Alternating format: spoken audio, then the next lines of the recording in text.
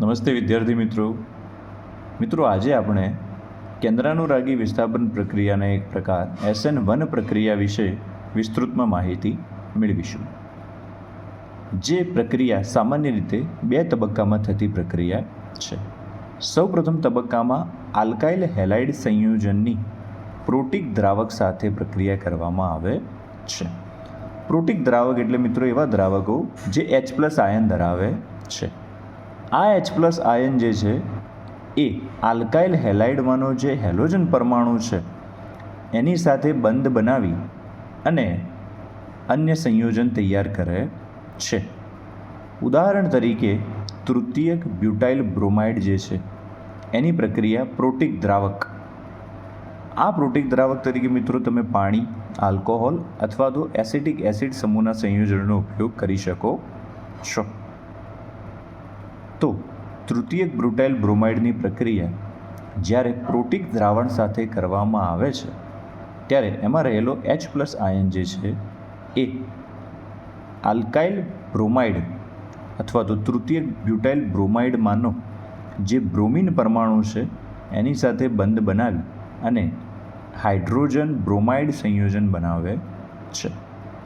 જ્યારે આ બંધ તૂટે છે ત્યારે બંધમાંના બંને ઇલેક્ટ્રોન બ્રોમિન પરમાણુ લઈ લે છે. પરિણામે અહીંયા ધન વીજભાર સર્જાય છે, જેના પરિણામે અહીં આપણને તૃતીયક કાર્બોકેટાયન જોવા મળે છે. અહીં મિત્રો પ્રથમ તબક્કો સમાપ્ત થાય છે. બીજા તબક્કામાં જે પ્રમાણે આપણે SN2 પ્રક્રિયા થતી હતી સેમ એ જ પ્રકારે કાર્બોકેટાયનની પ્રક્રિયા કેન્દ્રાનુરાગી પ્રક્રિયક એટલે કે ન્યુક્લિયોફાઇલ સાથે થાય છે ત્યારે આપણને મૂળ સંયોજન પ્રાપ્ત થતું હોય છે.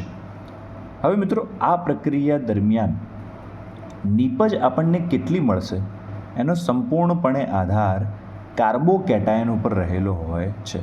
જેટલા પ્રમાણમાં કાર્બોકેટાયન પ્રાપ્ત થશે એટલા જ પ્રમાણમાં તમને નીપજ પ્રાપ્ત થશે.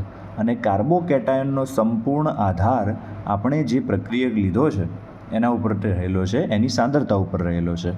તો પરિણામે જ્યારે આપણે આનો પ્રક્રિયા વેગ ચકાસીએ છીએ ત્યારે પ્રક્રિયા વેગ ફક્ત પ્રક્રિયકની સાંદ્રતા ઉપર આધાર રાખતો હોવાથી આ પ્રક્રિયાને આપણે SN1 પ્રક્રિયા કહીએ છીએ, જેને એક આણ્વીય કેન્દ્રાનુરાગી વિસ્થાપન પ્રક્રિયા કહે છે.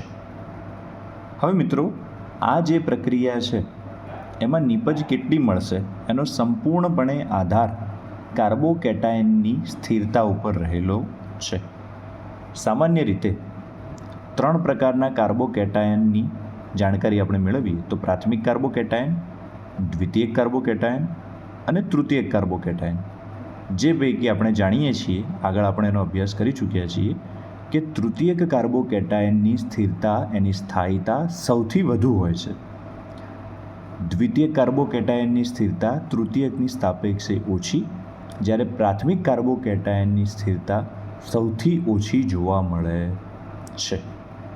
હવે મિત્રો તૃતીયક કાર્બોકેટાયનની સ્થાયીતા સૌથી વધારે હોવાથી તૃતીયક કાર્બોકેટાયનની નીપજ સૌથી વધુ પ્રાપ્ત થશે.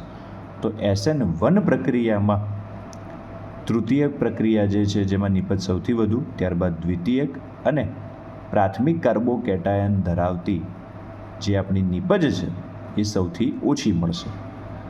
SN2 પ્રક્રિયામાં મિત્રો આપણે જ્યારે યાદ કરીએ છીએ ત્યારે આપણને ખબર પડે છે કે આ ક્રમ બિલકુલ ઉલટો જોવા મળે છે.